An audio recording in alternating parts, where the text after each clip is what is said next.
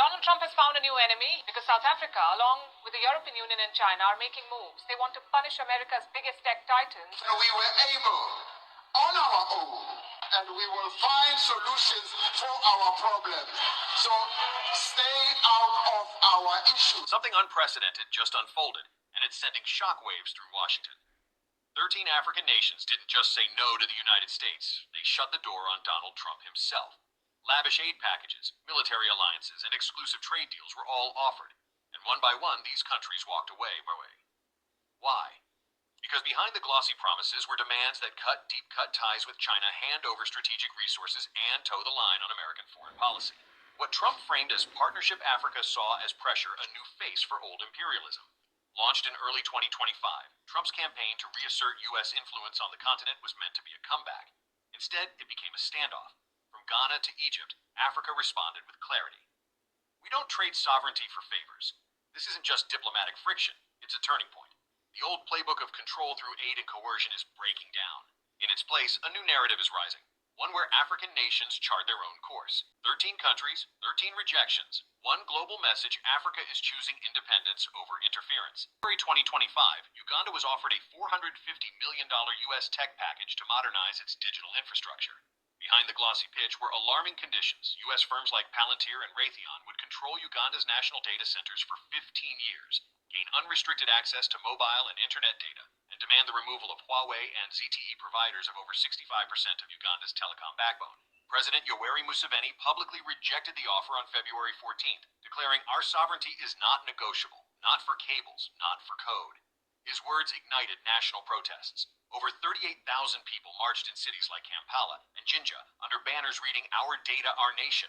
Instead of folding, Uganda doubled down. Just 10 days later, it signed a $1.1 billion 5G expansion deal with Huawei and ratified the African Union's Continental Data Sovereignty Charter. The U.S. amassed $62 million in aid and withdrawing tech advisors, but the damage was done. A March 2025 Afrobarometer poll showed 75.4% of Ugandans supported the rejection, and 81% demanded data sovereignty. Uganda's digital economy, worth $2.3 billion in 2024, is projected to double by 2030, making foreign control a dangerous gamble. Museveni summed it up.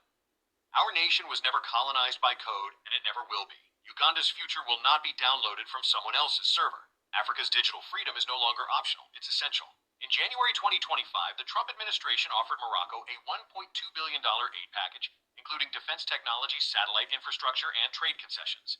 But the cost: Morocco would be required to fully normalize relations with Israel, open an embassy in Rabat, and publicly support the U.S. recognition of Jerusalem as Israel's capital. King Mohammed VI responded with a rare national address. "Morocco's principles are not for sale. We will not trade dignity for dollars." The backlash was swift. Massive protests broke out in Casablanca, Rabat, and Marrakesh, with over 120,000 demonstrators flooding the streets under banners reading "Palestine first" and "Jerusalem is not for sale." The U.S. pushed back by halting a proposed $400 million arms deal and suspending diplomatic visits. But Morocco did not waver. Days later, the government signed new defense and tech agreements with Turkey and Qatar and reaffirmed its commitment to the Arab League's stance on Palestine.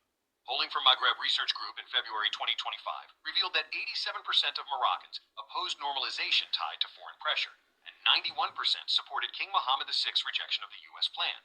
With deep cultural and religious ties to Palestine, Morocco made it clear no foreign aid can erase history or identity. "We do not accept coercion," the king said. For Washington, it was a diplomatic defeat. For Morocco, it was a stand for sovereignty and solidarity. Nigeria turned down a multi-billion-dollar USS proposal that would have restructured its oil industry. The Trump administration's offer included advanced energy technology and new trade incentives. But in return, Nigeria would be required to hand over majority control more than 50% of its national oil assets to American corporations.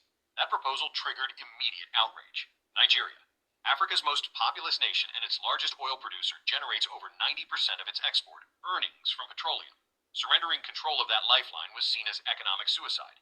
Editorials across Nigerian media branded the deal as modern colonization in disguise. Politicians from both ruling and opposition parties denounced the offer, and in a rare moment of unity, the country's National Assembly issued a unanimous resolution rejecting any foreign ownership of core national resources. The president responded with a televised address declaring, "We are not for sale. Not our oil, not our